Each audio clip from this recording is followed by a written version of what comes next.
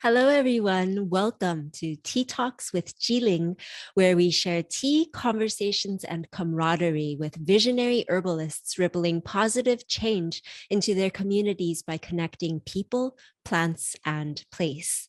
I'm Jiling, your host, acupuncturist, herbalist, and yoga teacher in Ventura, California, on Herbal Radio, presented by Mountain Rose Herbs. Today, I'm happy to introduce Suzanne Tabert, a bioregional herbalist, adjunct faculty member at Bastyr University, and director of herbal education at Cedar Mountain Herb School.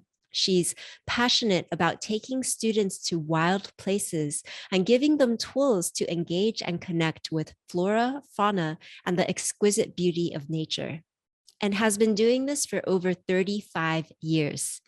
Suzanne wrote Wild and Beautiful Naturally, a botanical skincare book for those who wish to glow with good health from the inside out, and is currently writing her next book. Please make yourself comfortable, pour a cup of your favorite tea, and welcome to today's Tea Talk with Suzanne Tabert. Welcome, Suzanne. Thank you. It's so wonderful to be here. Thank you so much for the opportunity. Yeah. Will you share where you're joining us from today and perhaps what plants you're growing, gathering, or processing right now?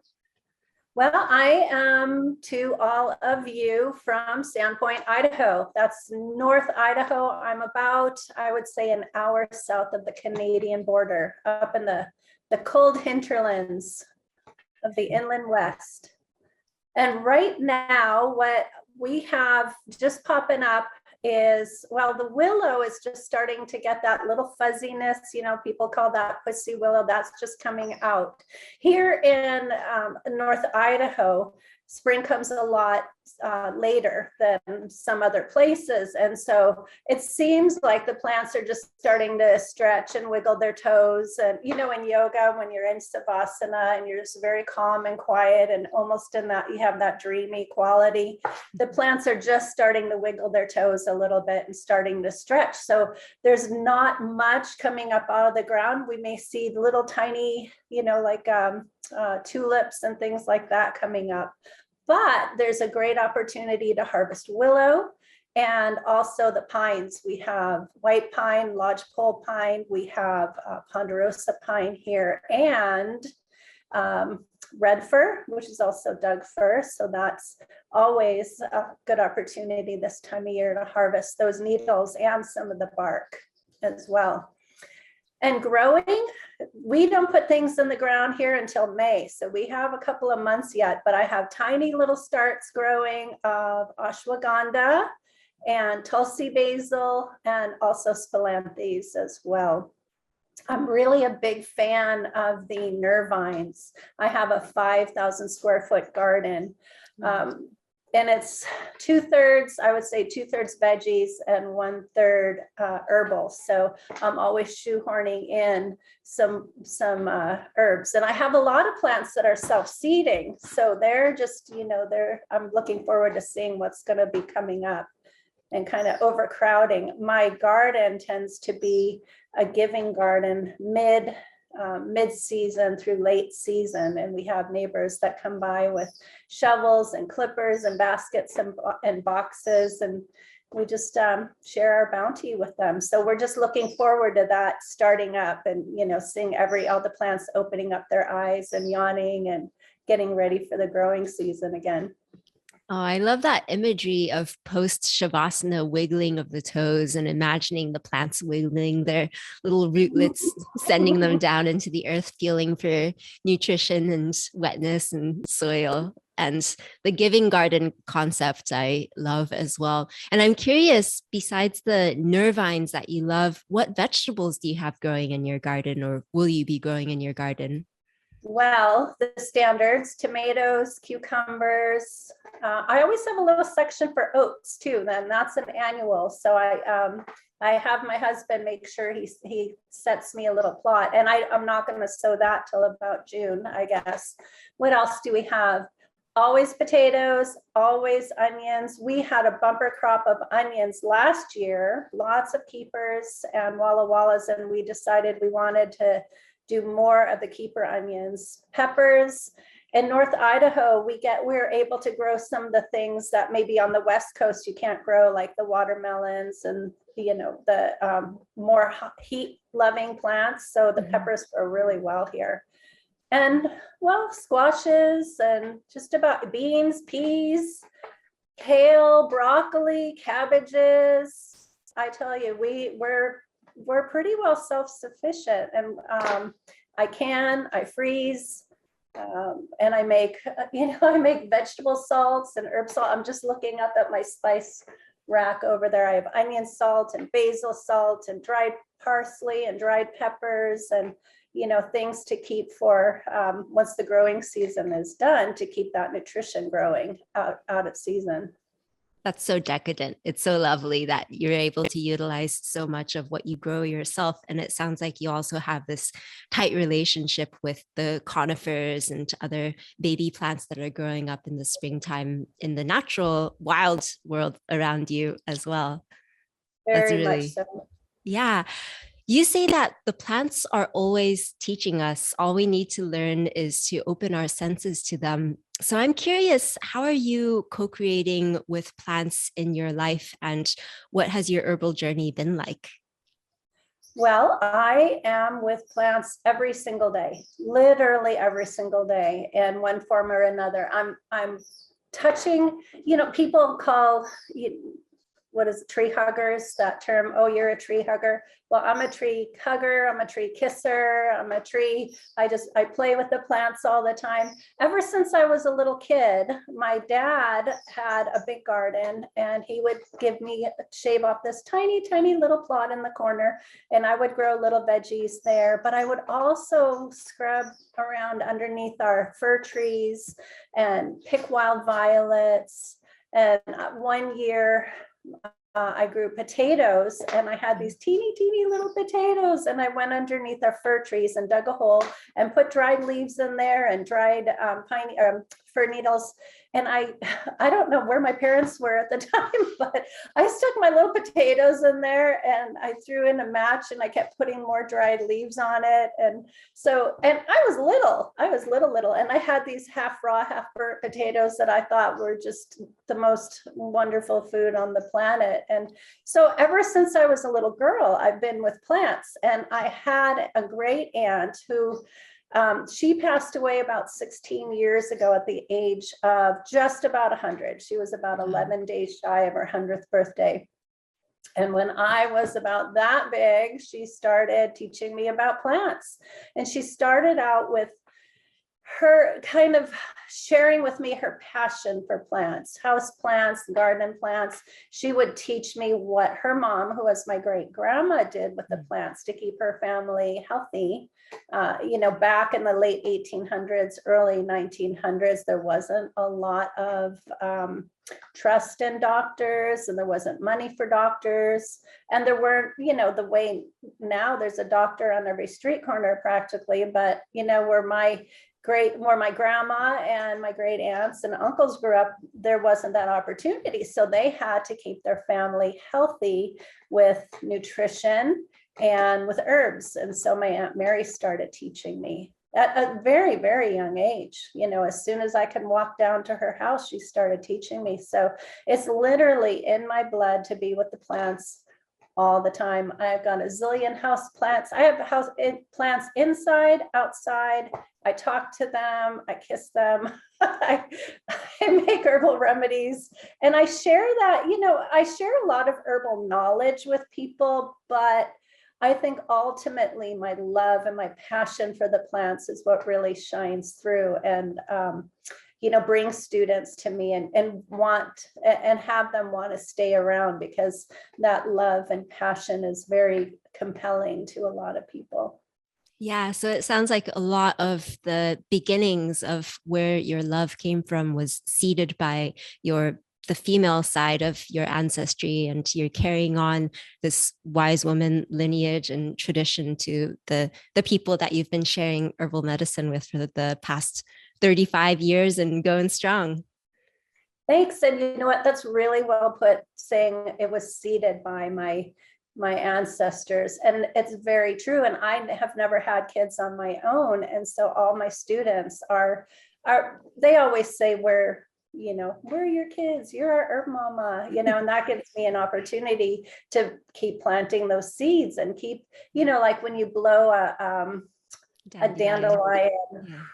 Yeah. I feel like those seeds go out. Those are my students, and I teach them for a while, and I blow them and they go out, and wherever they land and root and start their herb businesses and their teaching as well. And then they gather their people and they blow their people free, and it just, that ripples, and that expansion is just, that's a legacy that I am very proud and humbled to be a part of. And that's similar to giving, to your giving garden as well, in which by creating this act of sharing with your community, it is also seeding this gift of generosity for other people to carry forth, and dandelion magic yet again. Yes. And one of the things that my Aunt Mary used to do is give me lots of plant starts and lots of seeds. And one of the plants that she gave me was her spearmint. And I must have been preteen. I was in double digits, but preteen. So somewhere around 11 or 12 or something like that. She gave me a little start of her spearmint. And I have grown that spearmint ever since. Every place that I've ever lived at has, I've left some in the ground, and I would bring with me in pots, and I have given away, I don't know how many hundreds of plants of Aunt Mary spearmints. And she would always talk about the beauty part of life. Whatever it is, she had this eye for seeing beauty in all things, and so to give away Aunt Mary's spearmint, her starts, is kind of spreading her legacy as well. And my mother was always generous with her time, and especially her love. So I just feel like that's an important thing for me to do, to carry on, since I don't have any biological kids, to, be able to pass on that spirit of generosity and beauty and love. It's in the form of Aunt Mary spearmint. I love it. It's wonderful. Oh, thank you for sharing that story. That's so sweet. I love that. In the spirit of seeing beauty in all things, what are some of the ways that we can open our senses to the plants around us? Well, by being with them, number one, and being with them without having it be a social media opportunity. And by that, I mean, put your phone down, and meet the plants where they are. Go out into nature, wherever that is. It could be a city park. It could be a trail. It could be next to the beach or a river. It could be in your own backyard. It could be just a little tiny plant, on your kitchen table. But to just be with them, and think about it just as when we first meet a person that we feel drawn to, then we want to spend time with them, right? Because there's something about that person that makes you go, "Ooh, I want to get to know you." So when we give ourselves opportunities to be with the plants themselves, they are going to start to open up and tell us their stories, just like a new friend will tell you their stories over time, and sometimes it takes years and years to develop a very deep relationship, but it just gets sweeter and sweeter over time. And that's the same thing with plants as well. So the simple act of spending as much time as possible with this new friend or old friend that you are getting to know, and deepening your relationship over time. Absolutely. Mm-hmm. Suzanne, you mentioned that you love wildcrafting, and you were speaking in quite a bit of detail about the plants that are coming up and the conifers that are growing around you. What are some of your favorite plants to wildcraft, and where do they live? What kind of preparations do you enjoy creating with them? Well, I did mention willow. Mm-hmm. So willow grows where it is, where it's wet. So next to rivers, streams, creeks, lakes, next to the ocean. It sends out its roots deep and wide, and it really likes to drink in that water. It's a plant of the water. So it's a very womanly, motherly plant. I love to harvest that plant and make, of course, willow being an anti-inflammatory, pain reliever, a cooling plant. I love to have tincture on hand as a liniment. If we put a pain relieving tincture on our outside of our body, that's called a liniment, right? So I like to have my tincture on hand for sore muscles, if overworking in the garden, or working out or going on a hike. But I also love to make willow honey. So a great way to get the medicine of the people in ways that they'll enjoy taking is something that Mary Poppins used to sing about. How did she put it? Just a spoonful of sugar helps the medicine go down in a most delightful way. And so I don't use regular sugar, I use honey, because honey is, just a little bit more nutritious and less damaging than table sugar. And being acidic, it is going to help to process, for our bodies to be able to process iron and calcium that the plants might be containing. And honey is hygroscopic. That means water is very attracted to honey, and our antioxidants are water soluble. And so as we chop up our plants, and in the case of the willow, where we're cutting off a branch and peeling that bark and cutting it as small as we can to make many openings for that honey to be able to get in there and pull out that. And actually it's calling the water out. The honey comes up against the bark and says, come on, water, come to me. I love you. I want to see you. I want to see who you're going to be bringing with you, right? And all those beautiful antioxidants that are so helpful in so many ways are coming into that honey. And we let that willow bark sit in the honey for about a month to 6 weeks and strain it out. And then we'll use that honey on what I call the universal vehicle for getting herbal medicine into people, and that's toast. Toast is just that comfort food, right? So toast with a bit of herbal honey on it, and we're getting all the vitamins and minerals that might be in that plant. In the willow could be selenium and a little bit of iron and calcium and magnesium and all of those things, right? And so that all of that to say, that honey is an excellent vehicle for pulling out plant medicine and getting it into people in ways that they're going to take it. So not just on toast, but we put it in our teas and our lemonades, whatever you put honey on. Sometimes people will just, dip a sliced apple or something like that in the honey. Everybody loves a good taste of sugar every once in a while. So that's my thing about willow. I love the willow honey, and I always have willow honey on hand. When I moved to my new place just over a year ago, it was January, and all the buds around here were all tight. And I just kind of walked around the property. I have 4 acres here, and I was just looking at the bark, seeing if I can identify the plants via the bark, which I'm pretty well adept at, actually. And I was looking at this one big bush on the corner of the garden, and I had been thinking to myself, I know back in Washington, where I lived for 42 years, I knew where all of my favorite hawthorn spots were. And hawthorn is a very important plant to me. I call it the everything's going to be okay plant. So that hawthorn is a plant that when we're going through hard times, transition, grief, moving, death, ending relationships, COVID, anxiety, all the hardships that come along in our life, hawthorn will stand beside us like a true blue friend and say, I know this is really hard for you right now, and acknowledge that you're having a hard time, and I'm just going to walk with you. I'm going to just kind of take the edge off of your grief or the edge off of your anxiety and stress, and I'm going to stay with you this whole time. So as you're walking through the fire, I'm never going to leave you, and we'll get through this together. Now that is such an important plant to know. And I thought, I moved here to Sandpoint, and I thought, where's my hawthorn? Where's my hawthorn?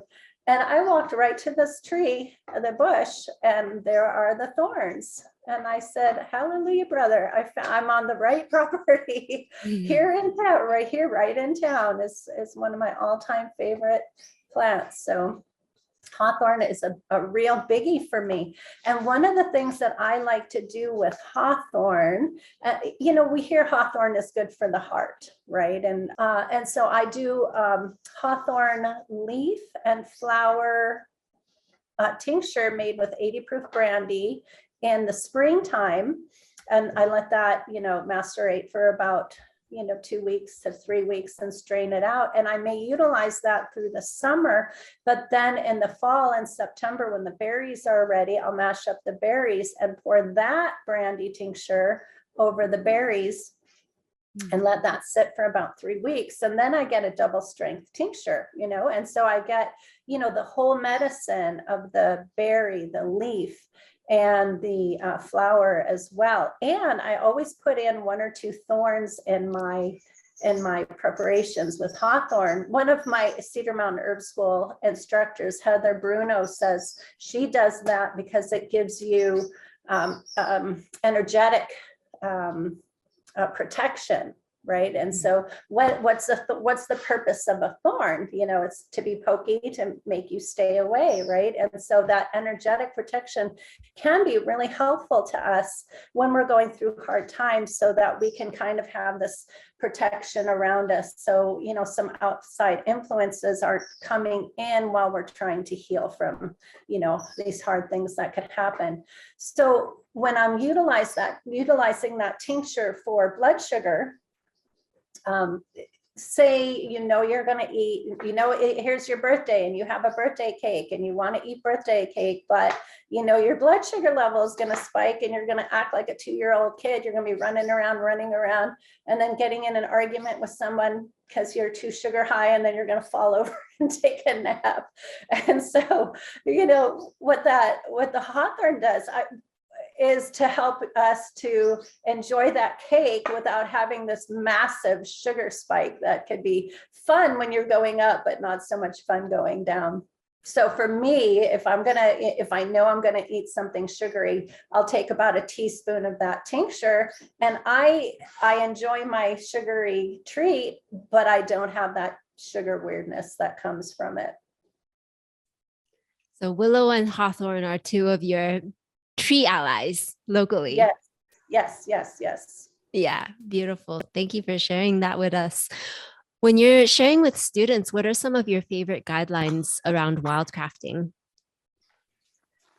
Well, I think it's really important to spend time with the plant themselves, to get to know the plant before doing any kind of harvesting. Mm-hmm. And you think about it this way. When you first meet a person, do you immediately ask them to, can I borrow your car? Like if we just started this podcast and I said, hi, my new friend, can I borrow your car when we're done with this podcast? And you might be like, I didn't really know you, and I'm not sure if I want to hand off my keys to you. Well, we're going to show that same respect to the plants as well. We want to get to know them. What's their name? What's their habitat? Who do they grow with? Who do they might need? Who do they feed? Who feeds them? Do they need the shade of another tree, or does another plant need the shade of the plant that you might want to harvest? So we have to take all of that into consideration, and that takes a little time and observation to to get a handle on that information and that knowledge before we even harvest a plant.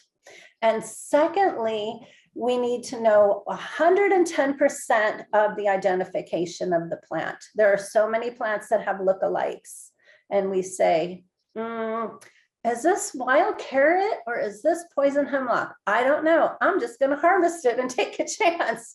Well, we have a 50-50 chance we're either going to help heal somebody or we're going to do them some very grave, and I mean grave harm, right? So we have to know the identification. So that means, taking someone with you who, an experienced herbalist or botanist who knows their plants, or a wildcrafter who knows their plants. Just a picture in the book is not necessarily going to help with identification, right? Because a picture artist rendering is just that. It's, the artist always put their heart and soul into their painting. So maybe it's not 100% accurate, right? So we need to know what are ways to get that 100% positive identification. And that usually means bringing someone with you who knows. And I cannot tell you how many times that I've gotten texts and emails with pictures of plants from people saying, there'll be baskets or bags full of plants, and they'll say, what's this plant and what do I do with it? And I go, oh, okay, I got to take a really deep breath before I respond to this, right? Don't ever harvest a plant before you know what it is, right? And or even if that medicine is something that you need right now, right? It's just out of respect for the plant too. I wrote an article on my website that talks about where to go harvesting, and what to look for, when you're harvesting a plant. And something that's important is knowing your needs. What are your needs for the plant, right? Do you need to make a pint of, say, willow tincture, or do you need 5 gallons of willow tincture? So if you need a pint of willow tincture, you're not lopping off, 5 big branches. You may be taking 1 branch. That's all you need. So there are a lot of rules out there for harvesting that I've heard over the years. Take 5%, take 10% of a stand, take 50% of a stand, take 1/3 of the stand. Only take the babies, don't take the mother or the grandmother, right? And I teach my students, you throw all of that out the window, because what we're doing is looking at the stand itself. We're looking at the health of the stand, how many plants are within that stand, who's growing around it.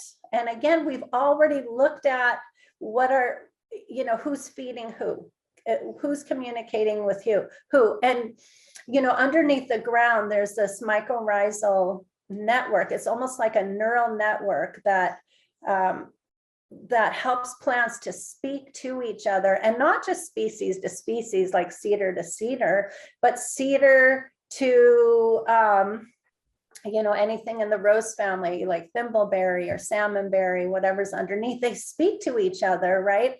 And they might give each other food.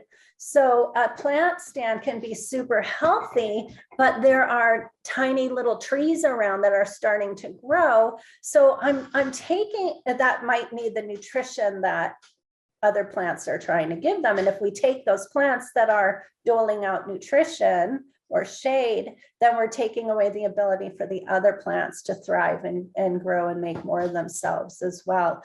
So I know it's really popular to be a wildcrafter right now, but there is a huge responsibility for stewardship, whether it's on the beach, in the woods, on a field, in the fields and meadows, next to a lake, whatever. And we really have to own that stewardship, not just in our heads, but our heart too. Yeah. I could go on. Yeah, do continue. Wildcrafter, so this is really my thing. So where do we go to wildcraft?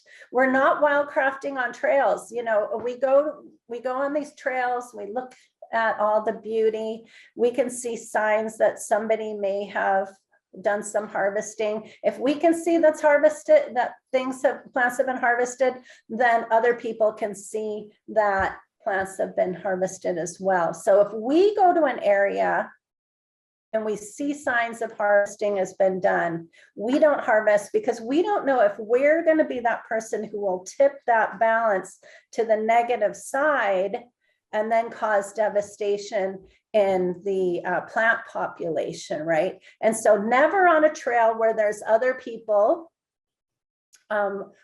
Some state parks will allow a bit of harvesting for nuts and berries, and the so-called weeds like, nettles and dandelions, but we really need to talk to our local parks systems to find out what the rules are. I love harvesting on private land because private land, we can go directly to the owner and have a one-on-one look at each other in the eye conversation and say, may I come onto your land? May I harvest this plant? This is how much I would like to harvest, if at all possible. Do you spray or do you not spray, right? And I have found some of my best harvesting and teaching spaces from private land. One year I was having a hard time where I was living at the time finding a nice field of dandelions. So I drove around and I saw this huge field. It ended up being an 80-acre organic farm, and it was all covered in dandelions. And I knocked on the door and a lady came out and I said, I'm Suzanne Tabert with the Cedar Mountain Herb School, and I have a group of students who I'd love to teach about dandelions. And I'm wondering if we could come to your land and dig up dandelions for you. And she says, well, how much would you charge us? And I said, no, we want to come and dig it up. She said, oh, so you're going to come weed for us. And I said, okay, you can call it that. And so it ended up being this situation where several times a year I would bring classes of just these wonderful students, and they would dig up the dandelions and weed for them. And I would also bring them then dandelion vinegar and some of my pain salve and soaps that I made for compensation for us, being on the land.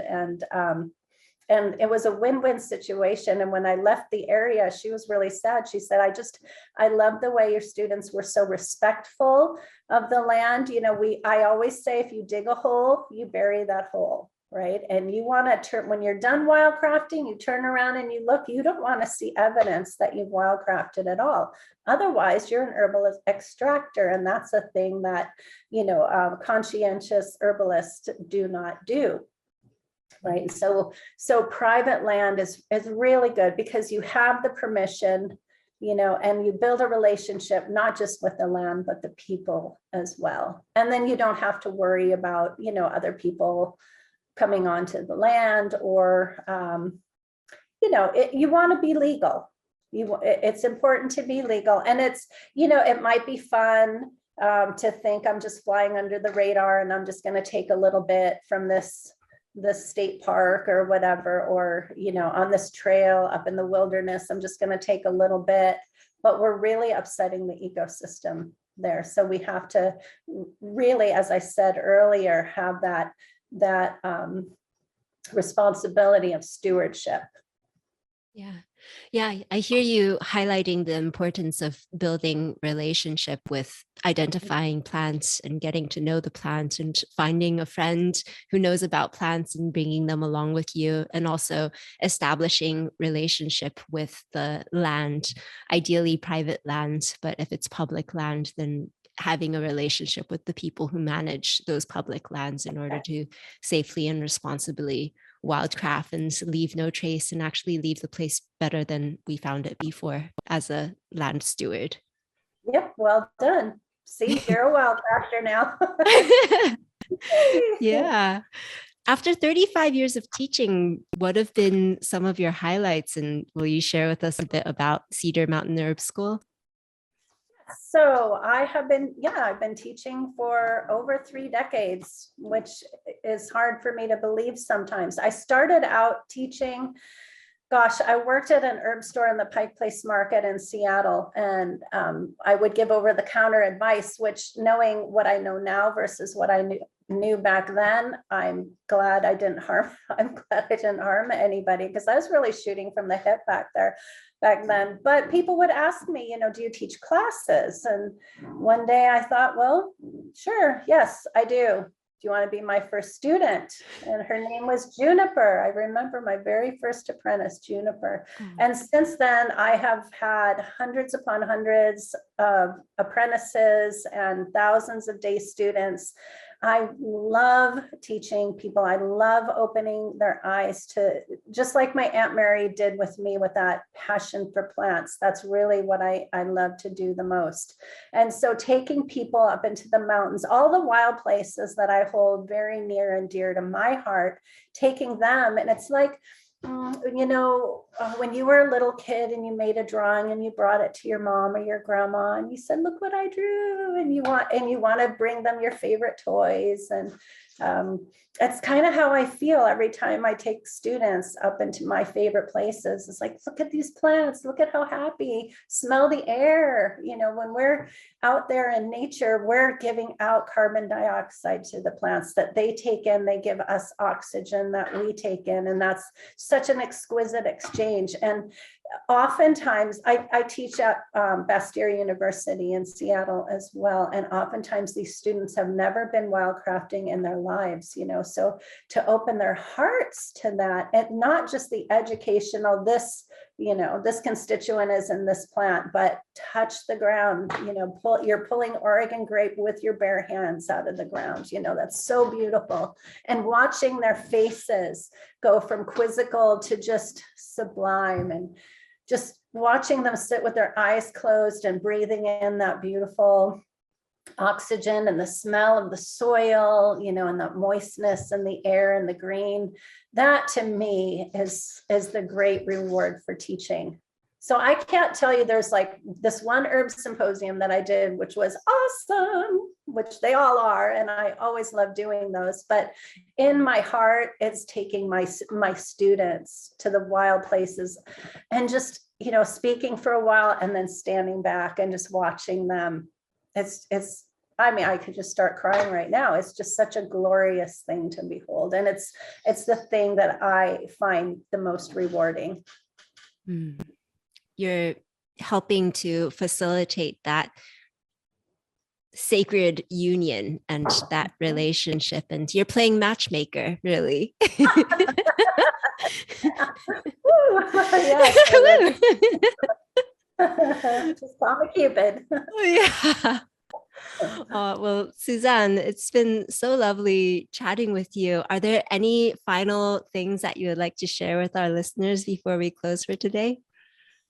Yes, go outside and find a quiet place where you can sit with the plants for a while and get to know them, and continue going to that same place, if not every day, at least once a week, and go through an entire year and watch the changes, watch the plants, watch who comes to visit those plants, whether it's the birds or the deer, whoever it is, and take the time to feel the wind, the breeze on your face, and the sun on your skin. Oh gosh, I just put myself in that place. Did you feel that? I just put myself in that place. So put yourselves in that place where you can start to form a relationship with the plants, because the rewards are manyfold, and become part of the community, because nature, we were always part of the community in nature, and we're the ones that took ourselves out. Right? So we're the ones that put ourselves in these lovely homes with the electricity and the running water and flush toilet. And nature this whole time has said, come back to me. Just, I miss you. I miss you so much. So go back out and get to know nature again and become part of that community that we've always been a part of. Suzanne, thank you so much. It's been such a pleasure chatting with you today. Will you please let our listeners know how to find you on social media or in the world? Yes, so cedarmountainherbs.com is my website. We teach in the Seattle area in person, and in Idaho, North Idaho as well. We also have online classes. Also, I'm on Instagram and Facebook at Cedar Mountain Herbs or Cedar Super. Mountain Herb School. Cedar Mountain Herb School. Awesome. So I'll have all that information on the show notes. You can learn more about Suzanne Tabert at cedarmountainherbs.com. And everyone, thank you so much for listening to Tea Talks with Jiling on Herbal Radio. And you can learn more about me, Jiling Lin, at jilinglin.com. And until next time, happy herbal adventures. Cheers. Cheers. And we are wild about plants. We are wild about plants. Thanks, everyone. Thank you.